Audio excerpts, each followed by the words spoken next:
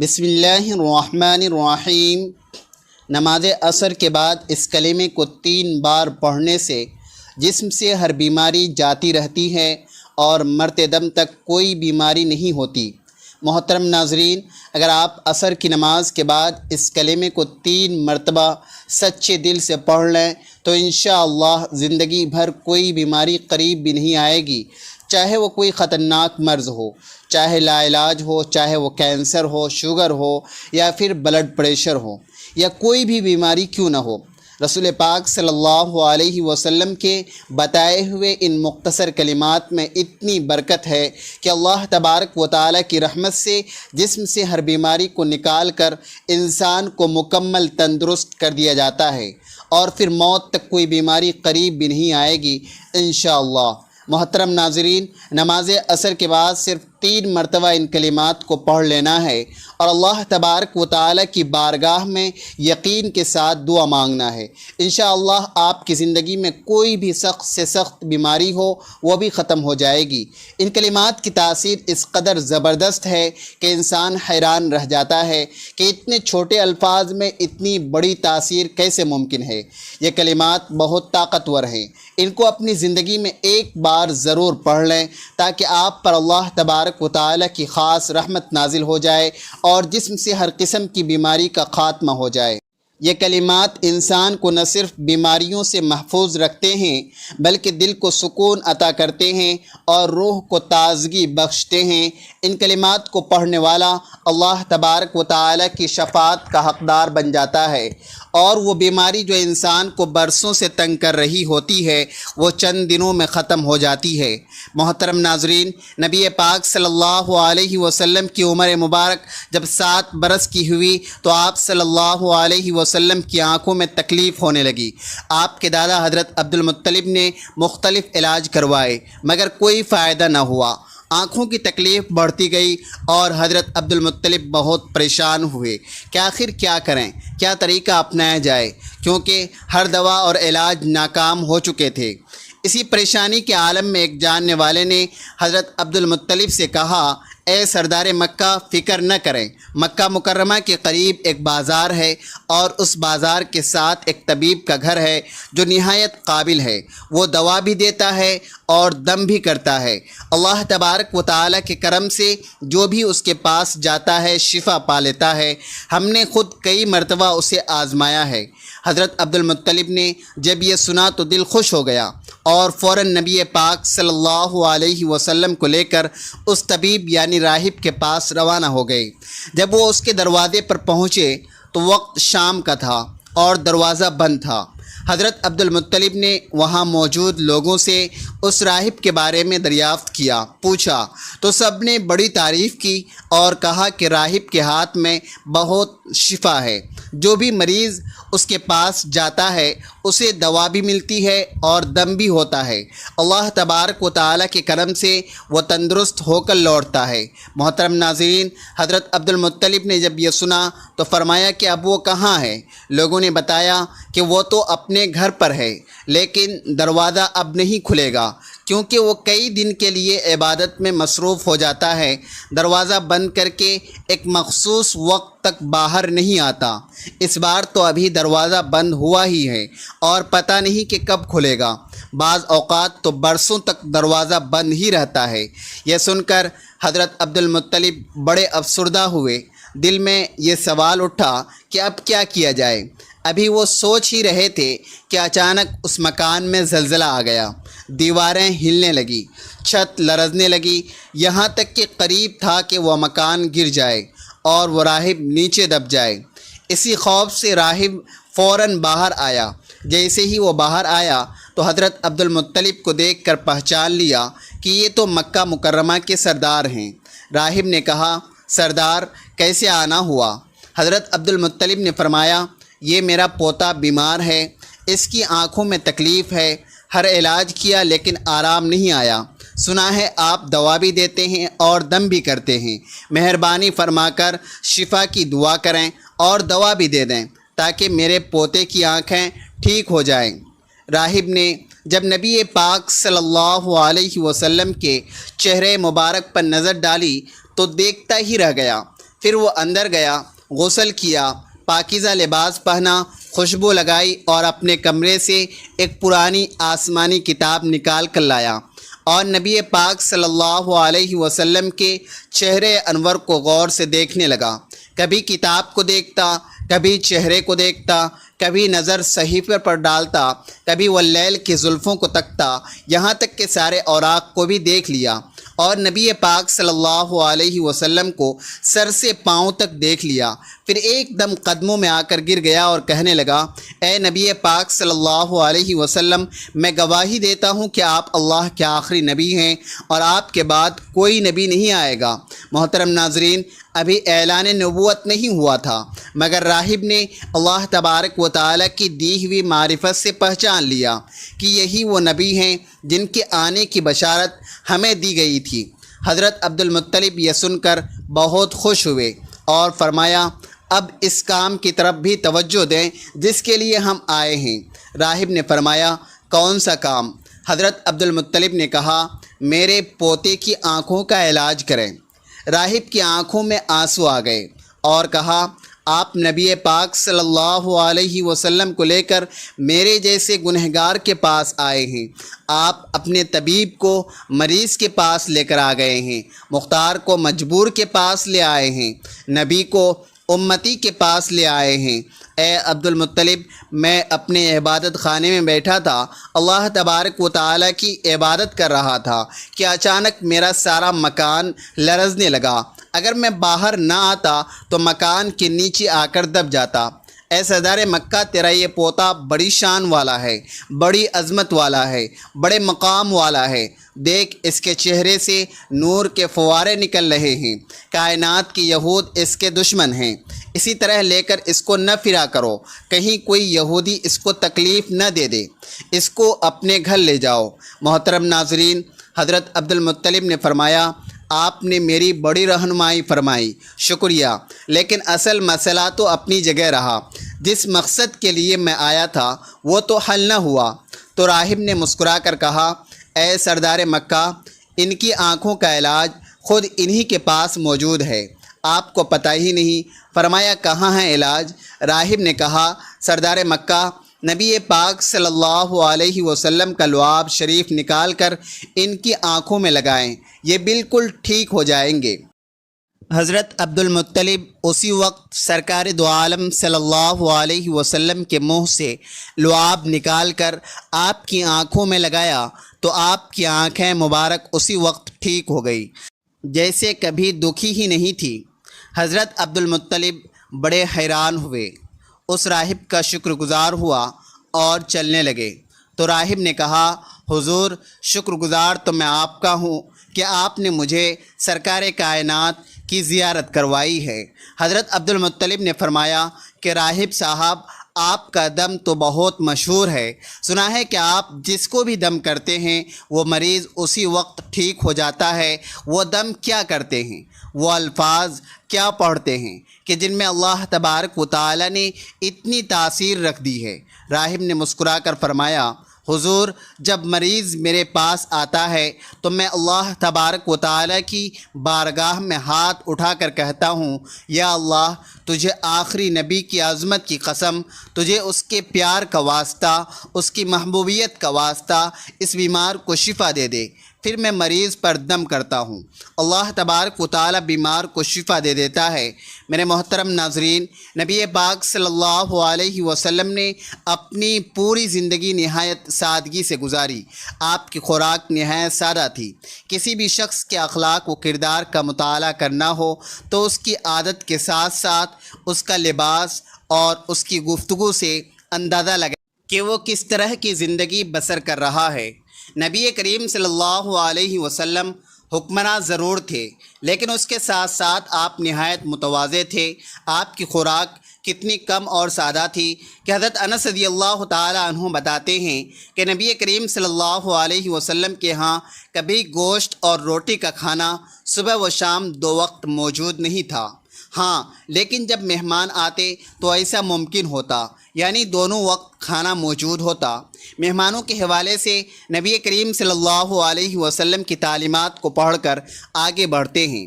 نبی کریم صلی اللہ علیہ وسلم نے ارشاد فرمایا، جو شخص اللہ تبارک و تعالی اور یوم آخرت پر ایمان رکھتا ہے اسے چاہیے کہ وہ مہمان کی عزت افزائی کرے۔ محترم ناظرین، حضرت محمد صلی اللہ علیہ وسلم کی ذات سے ہمیں یہ سیکھنے کو ملتا ہے کہ نبی پاک صلی اللہ علیہ وسلم کی ذات سے برکت لینا بھی باعث شفا ہے، اور جو بھی دل سے ان سے محبت کرتا ہے اللہ تبارک و تعالی اس کی دعاؤں کو شرف قبولیت عطا فرماتا ہے۔ اس سے بھی نبی کریم صلی اللہ علیہ وسلم کا اخلاق معلوم ہوتا ہے۔ نبی پاک صلی اللہ علیہ وسلم مہمانوں کو بہت زیادہ عزت کرتے تھے۔ ام المؤمنین حضرت عائشہ صدیقہ رضی اللہ تعالی عنہا فرماتی ہیں کہ آل محمد صلی اللہ علیہ وسلم نے کبھی لگاتار 2 دن جو کی روٹی سیر ہو کر نہیں کھائی، حتیٰ کہ نبی کریم صلی اللہ علیہ وسلم اس دار فانی سے رخصت ہو گئے۔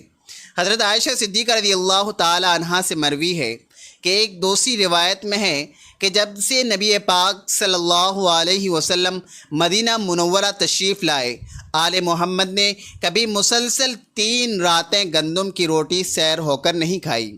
محترم ناظرین، یہ فقرہ سن کر دل لرز اٹھتا ہے کہ جس ہستی کے صدقے ہمیں رزق نصیب ہو رہا ہے، جس نبی کے طفیل ہمیں ہر نعمت ملی ہے، اسی نبی پاک صلی اللہ علیہ وسلم نے پوری زندگی سادہ کھانے پر قناعت کی، کبھی پیٹ بھر کر نہ کھایا، کبھی تقاضا نہ کیا، کبھی شکوہ نہ کیا، بلکہ اللہ کا شکر ادا کرتے رہے اور بھوکے رہ کر بھی دوسروں کا خیال کرتے رہے۔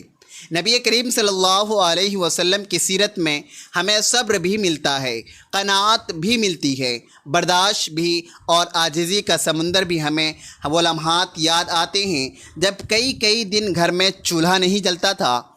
حضرت عائشہ صدیقہ رضی اللہ تعالی عنہ فرماتی ہیں کہ کبھی 3 دن مسلسل گھر میں کھانا پکا ہی نہیں، اور اگر کچھ آتا بھی تو صرف کھجور اور پانی پر گزر ہوتا۔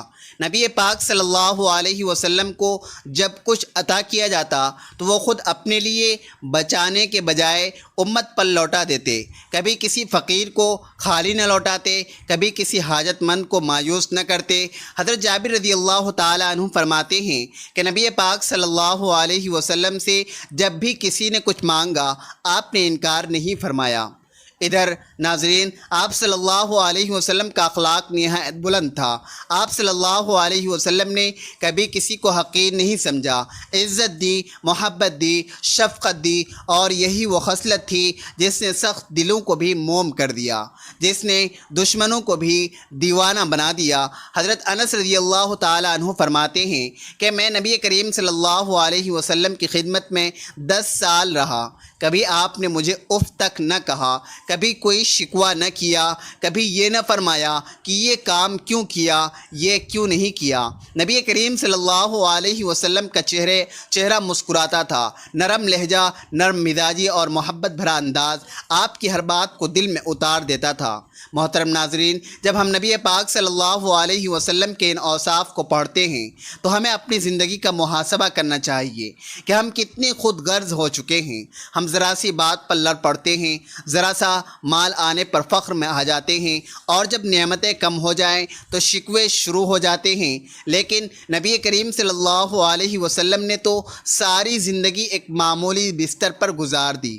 ایک روایت میں آتا ہے کہ حضرت عمر رضی اللہ تعالی عنہ جب نبی پاک صلی اللہ علیہ وسلم کے حجرے مبارک میں داخل ہوئے تو آپ صلی اللہ علیہ وسلم ایک کھجور کی چٹائی پر آرام فرما رہے تھے۔ چٹائی کے نشان آپ کے جسم مبارک پر نمایاں تھے۔ حضرت عمر کی آنکھیں نم ہو گئیں۔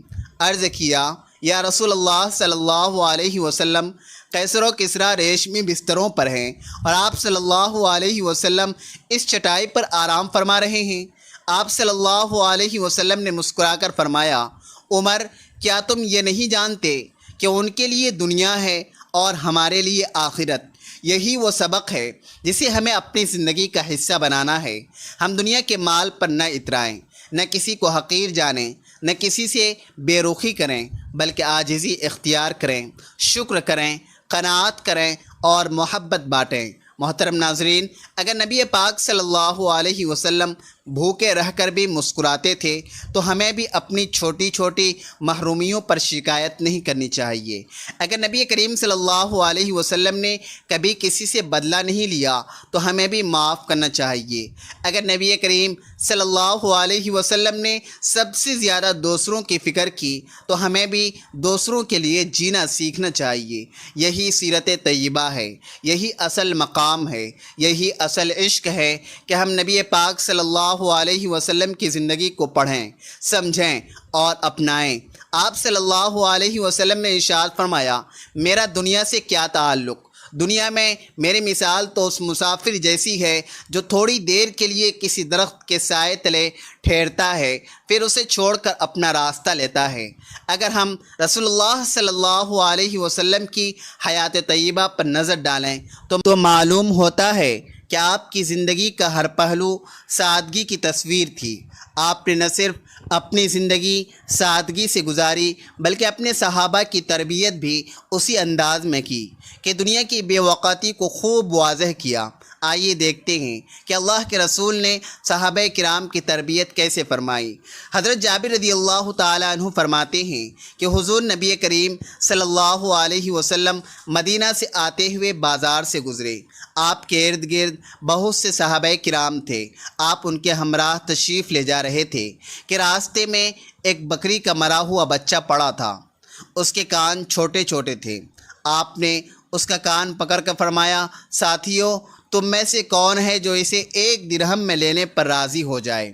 صحابہ نے عرض کیا، یا رسول اللہ صلی اللہ علیہ وسلم، 1 درہم تو بہت بڑی بات ہے، ہم تو 1 پیسے میں بھی لینے کو تیار نہیں، اور اسے لے کر کریں گے کیا؟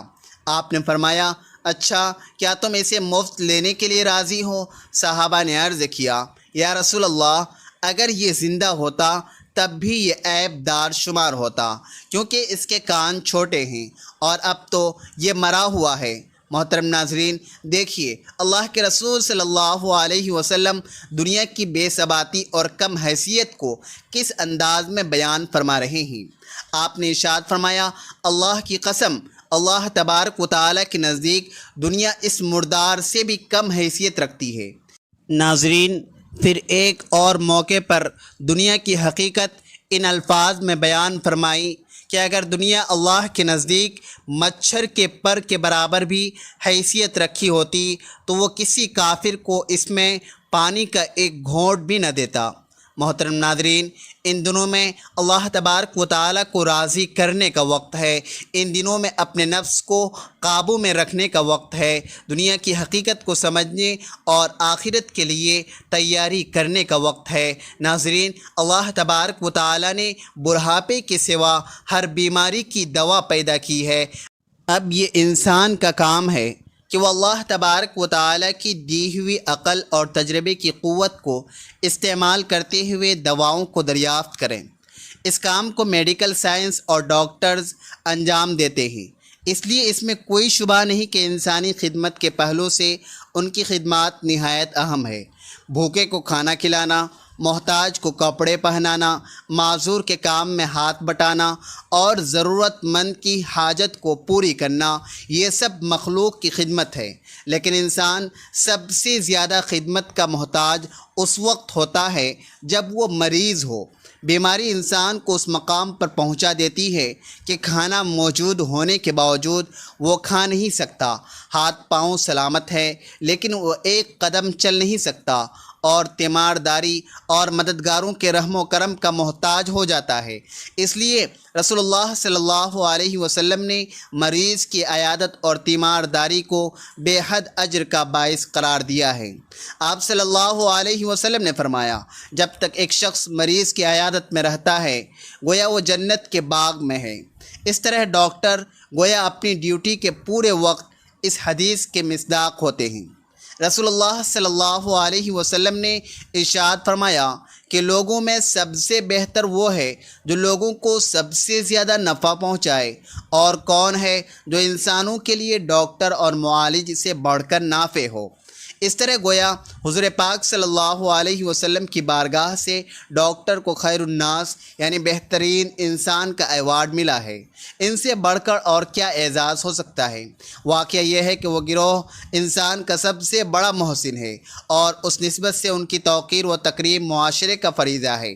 بعض دفعہ ایسا ہوتا ہے کہ علاج سے جلدی فائدہ نہیں ہوا یا مریض کی موت واقع ہو گئی تو لوگ ڈاکٹر سے الجھ جاتے ہیں، اور بعض دفعہ تو اس کی جان کے بھی لالے پڑ جاتے ہیں۔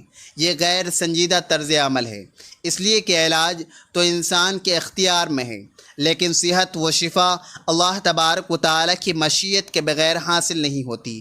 ہم یہ تو نہیں کہہ سکتے کہ وہ مریضوں کا مفت علاج کریں اور اپنے گھر سے دوائیں لا کر کھلا دیں، لیکن یہ ضرور ہے کہ اس پیشے کو محض تجارت اور بزنس نہ بنا دیا جائے، اور اجرت کے ساتھ ساتھ اجر کے پہلو کو بھی ملحوظ خاطر رکھا جائے۔ اس وقت صورتحال یہ ہے کہ تعلیم اور علاج میں ایک زبردست کاروبار کی صورت اختیار کر لی ہے، اور معاشی کشش کی وجہ سے بہت سے ہوٹل ہسپتالوں میں تبدیل ہو گئے ہیں۔ ڈاکٹروں کی فیس مریض کے لیے ناقابل برداشت بوجھ بن گئی ہے۔ پھر فیس کے سلسلے میں بھی ایک نئی روایت یہ قائم ہو رہی ہے کہ مریض جتنی بار مشورے کے لیے جائیں ہر بار فیس ادا کریں۔ اس طرح بعض اوقات ہر ہفتہ ڈاکٹرز فیس وصول کر لیتے ہیں۔ پھر آمدنی کے بالواسطہ ذرائع بھی پیدا کر لیے ہیں۔ دوائیں لکھی جاتی ہیں اور مخصوص متعین دکانوں سے دوا خرید کرنے کو کہا جاتا ہے تاکہ ان سے کمیشن مل سکے۔ مریض پر بوجھ ڈالنے اور اپنی جیب بھرنے کے لیے ایسا بھی ہوتا ہے کہ جو دوائیں پہلے لکھی گئی تھی ابھی وہ ختم بھی نہیں ہوئی کہ دوا تبدیل کر دی جاتی ہے، اور اسی فارمولے کی دوسری دوا جس کا نام کمپنی بدل جانے کی وجہ سے بدلا ہوا ہوتا ہے وہ لکھ دی جاتی ہے۔ بیچارے مریض کو ڈاکٹر صاحب کی اس ہوشیاری کی خبر بھی نہیں ہوتی۔ یہ بھی دیکھا گیا ہے کہ جتنی دوا مطلوب ہے اس سے زیادہ لکھ دی گئی ہے، اور چند دنوں میں نسخہ بدل دیا گیا ہے اور زائد دوائی بیکار ہو گئی۔ یہ بھی ہوتا ہے کہ نقلی دوائیں یا ایسی دوائیں جن کی مدت ختم ہو چکی ہے وہ دے دی جاتی ہے، اور معیاری دوائیوں کی قیمت وصول کی جاتی ہے۔ بے مقصد ٹیسٹ کرائے جاتے ہیں۔ مریض نے اگر کسی دوسرے ڈاکٹر سے ٹیسٹ کرایا ہو تو چاہے وہ رپورٹ 2 دن پہلے ہی کی کیوں نہ ہو، لیکن نیا ڈاکٹر پھر سے پورے ٹیسٹ کراتا ہے، اور یہ بھی ضروری قرار دیا جاتا ہے کہ ڈاکٹر نے جس پیتھولوجسٹ کا مشورہ لیا ہے اسی کے ہاں ٹیسٹ کرایا جائے۔ ان اقدامات میں مخلصانہ جستجو تحقیق کا جذبہ شاذ و نادر ہی ہوتا ہے۔ اکثر اس کا مقصد زیادہ سے زیادہ کمانا اور اپنی جیب بھرنا ہوتا ہے۔ ایسا بھی ہوتا ہے کہ ایک ڈاکٹر دوسرے ڈاکٹر یا کسی خاص اسپتال کو مریض ریفر کرتا ہے۔ یہ تمام صورتیں اگر مریض کی بھلائی کے جذبے سے ہوں تب تو ان کی افادیت سے انکار نہیں کیا جا سکتا، لیکن افسوس در افسوس کہ ان سب کا مقصد کمیشن کھانا ہوتا ہے، جیب بھرنا ہوتا ہے۔ دوائیوں پر کمیشن، ٹیسٹ پر کمیشن، مریض کے بھیجنے پر کمیشن، اور جہاں جہاں ممکن ہو وہاں سے کمیشن کا حصول۔ ان کمیشنوں اور ان کی بڑھتی ہوئی شرحوں نے مریض کی کمر توڑ دی ہے، اور غریب لوگوں کے لیے ہسپتال جانے کا تصور بھی ایک بوجھ ہوتا جا رہا ہے۔ یہ کمیشن فقہی اعتبار سے رشوت ہے، اس کا لینا حرام ہے، اور اس میں واسطہ بننا بھی حرام ہے۔ یاد رکھیے، اسلام میں جہاں حقوق اللہ کی اہمیت ہے وہیں حقوق العباد کو بنیادی اور دوہری اہمیت دی گئی ہے۔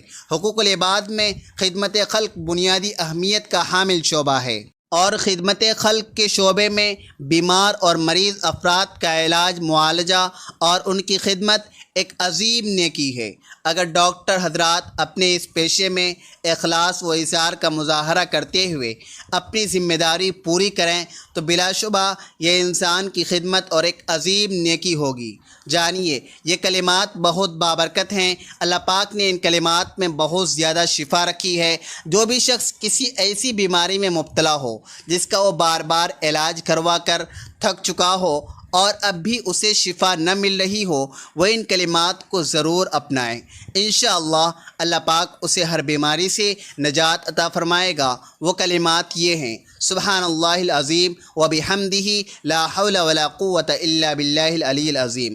آپ نے ان کلمات کو نماز عصر ادا کرنے کے فوراً بعد 3 مرتبہ پڑھنا ہے، لیکن اس سے پہلے اول و آخر 1 مرتبہ درود پاک پڑھنا ہے، اور اس کے بعد تعوذ اور تسمیہ یعنی اعوذ باللہ من الشیطان الرجیم بسم اللہ الرحمن الرحیم بھی پڑھ لینا ہے۔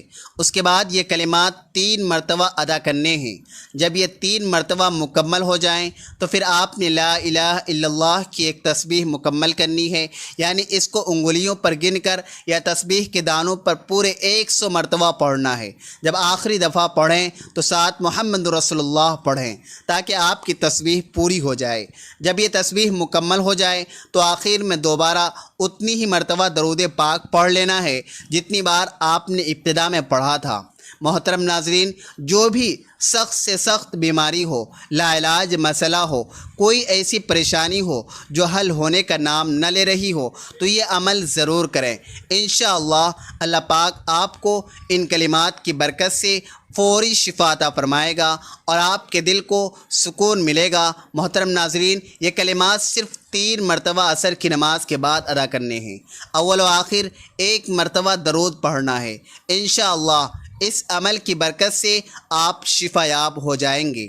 درود پاک 1 مرتبہ ثواب کی نیت سے پڑھ لیں۔ اللہم صلی علی محمد وعلی آل محمد کما صلیت علی ابراہیم وعلی آل ابراہیم انک حمید مجید۔ اللہم بارک علی محمد وعلی آل محمد کما بارکت علی ابراہیم وعلی آل ابراہیم انک حمید مجید۔ درود پاک پڑھنے کے بعد آپ نے 1 مرتبہ اعوذ باللہ من الشیطان الرجیم اور بسم اللہ الرحمن الرحیم پڑھ کر 3 مرتبہ یہ کلمات پڑھنے ہیں: سبحان اللہ العظیم وبحمدہ لا حول ولا قوۃ الا باللہ العلی العظیم۔ جب آپ 3 مرتبہ یہ کلمات پڑھ لیں تو آپ نے ایک مکمل تسبیح لا الہ الا اللہ کی پڑھنی ہے۔ مکمل 100 دانے والی تسبیح پر گن کر پڑھ لیں، یا تسبیح کے دانوں پر جب آپ 99 دفعہ لا الہ الا اللہ پڑھ لیں تو آخری دفعہ آپ نے پورا کلمہ پڑھنا ہے: لا الہ الا اللہ محمد رسول اللہ، اور اس کے بعد آپ نے پھر دوبارہ درود پاک پڑھنا ہے جو آپ نے شروع میں پڑھا تھا۔ اللہ والو، آج کا یہ وظیفہ اور عمل آپ کو بتا دیا گیا ہے۔ یہ صرف بیماریوں سے شفا کے لیے نہیں بلکہ زندگی کے ہر پہلو میں اللہ پاک کے پاس انعامات کو حاصل کرنے کا ایک ذریعہ ہے۔ یہ وہ طاقتور کلمات ہیں جن میں اللہ پاک نے جسمانی بیماریوں کے ساتھ ساتھ روحانی بے چینی کے لیے بھی شفا رکھی ہے۔ ان کلمات کو جو شخص دل سے پڑھے گا، اللہ پاک اس کے دل کو سکون عطا فرمائیں گے اور اس کے جسم کو ہر قسم کی تکلیف سے محفوظ رکھیں گے۔ یہ عمل نہ صرف عام بخار، درد اور جسم کی کمزوری، بلڈ پریشر، شوگر جیسے امراض میں مفید ہے، بلکہ جن بیماریوں کو ڈاکٹر لا علاج کہہ دیں جیسے کہ کینسر، دل کی تکلیف، گردوں کی خرابی، سانس کی بیماری یا دمے کی شکایت، ان سب کے لیے بھی یہ عمل عرش الہی سے شفا بن جاتا ہے۔ اللہ پاک کے فضل سے یہ کلمات پڑھنے والے کو ایسی طاقت ملتی ہے، ایسی قوت ملتی ہے کہ وہ بیماریوں کا مقابلہ صبر اور حوصلے سے کرتا ہے اور اللہ پاک جلد شفا عطا فرما دیتا ہے۔ یہ عمل صرف بیماریوں تک محدود نہیں بلکہ اس کی برکت سے رزق میں کشادگی آتی ہے۔ جو لوگ قرضوں میں ڈوبے ہوتے ہیں، جو رزق کی تنگی کا شکار ہوتے ہیں، جو چاہتے ہیں کہ ان کے گھر میں خیر و برکت ہو، تو وہ اس عمل کو اپنی زندگی کا حصہ بنا لیں۔ انشاءاللہ گھر میں خوشحالی آئے گی، میاں بیوی میں محبت پیدا ہوگی، اولاد فرمانبردار بن جائے گی اور گھر جنت کا نمونہ بن جائے گا۔ جو شخص عصر کے بعد یہ کلمات پڑھے گا اس کے رزق کے دروازے کھلیں گے، کاروبار میں ترقی ہوگی، بے برکتی ختم ہوگی اور دل کو وہ روحانی سکون ملے گا جو مال و دولت سے نہیں ملتا۔ ان کلمات کو پڑھنے سے دل مضبوط ہوتا ہے اور ہر قسم کے وسوسوں، خوف اور فکری بیماریوں سے نجات ملتی ہے۔ اب ہم دعا کرتے ہیں کہ اللہ پاک جو بھی یہ کلمات پڑھے اسے شفا عطا فرمائیے، اس کے رزق میں برکت دیجیے، اس کے دل کو سکون دیجیے، اس کے گھر کو جنت بنا دیجیے اور اس کی اولاد کو اس کے لیے صدقہ جاریہ بنائیے۔ یا اللہ ہمارے گناہوں کو معاف فرما اور ہمیں ان کلمات کی برکت سے دنیا و آخرت میں کامیابی عطا فرما، آمین۔ معزز ناظرین،